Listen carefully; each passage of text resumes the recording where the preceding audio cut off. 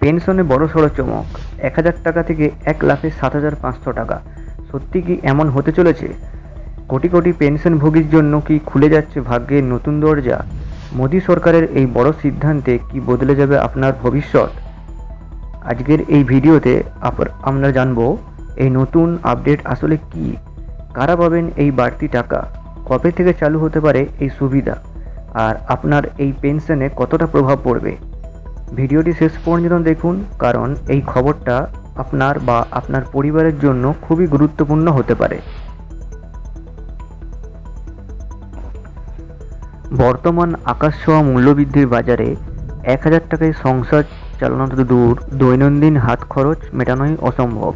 এই কঠিন পরিস্থিতিতে দাঁড়িয়ে দেশের কোটি কোটি প্রবীণ নাগরিকদের মুখে হাসি ফোটাতে বড়সড় পদক্ষেপ নিতে চলেছে কেন্দ্র।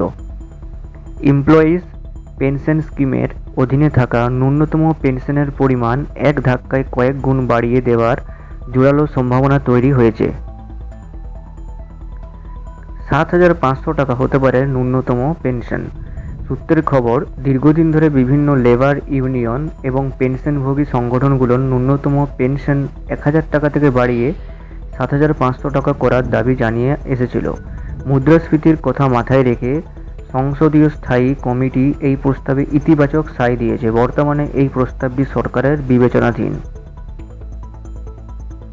যদি শেষ পর্যন্ত কেন্দ্র এই প্রস্তাবে সবুজ সংকেত দেয়, তবে পেনশনভোগীরা বর্তমানের তুলনায় প্রায় ৭.৫ গুণ বেশি অর্থ পাবেন। এতে বিশেষ করে নিম্ন আয়ের পেনশনভোগীরা চরম উপকৃত হবেন, যাদের চিকিৎসার খরচ বা নিত্যদিনের খাবার জোগাড় করতে হিমশিম খেতে হয়।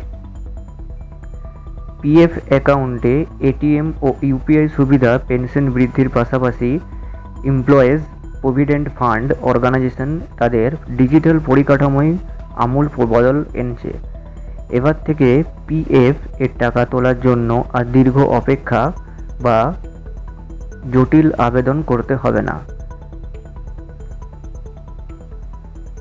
খুব শীঘ্রই গ্রাহকদের জন্য পিএফ লিঙ্কড এর এটিএম কার্ড চালু হতে পারে, যার মাধ্যমে সরাসরি মেশিন থেকে টাকা তোলা যাবে।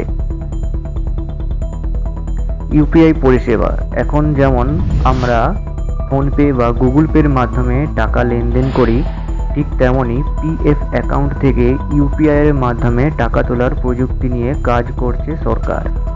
বাড়বে সুদের হারও। শুধু পেনশন বা টাকা তোলাই নয়, ইউপিএফ এর সুদের হার নিয়েও বড় সুখবর আসতে পারে। প্রস্তাব দেওয়া হয়েছে যাতে সুদের হার বাড়িয়ে ৮.25% করা হয়। যদি কেন্দ্রীয় অর্থ মন্ত্রকের চূড়ান্ত অনুমোদনের পরেই এই সিদ্ধান্ত কার্যকর হবে।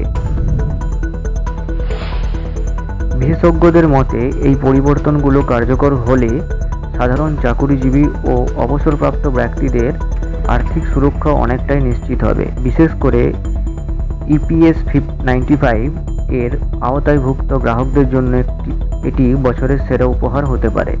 এখন কেবল সরকারের আনুষ্ঠানিক ঘোষণার অপেক্ষা। তো বন্ধুরা, ভিডিওটি এই পর্যন্তই। ভিডিওটি ভালো লাগলে একটি লাইক করবেন, আর এই সম্বন্ধে আপনাদের কি মতামত সেটি একটু কমেন্ট করে জানাবেন, আর ভিডিওটি ভালো লাগলে চ্যানেলটি সাবস্ক্রাইব করে রাখবেন। ধন্যবাদ।